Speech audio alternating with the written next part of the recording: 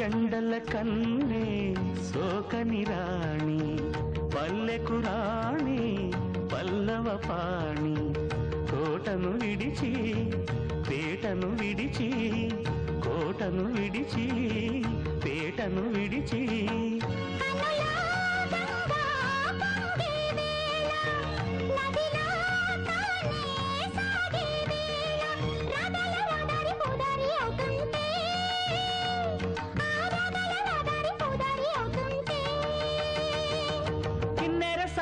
వచ్చిందమ్మా వెన్నెల పైటేసి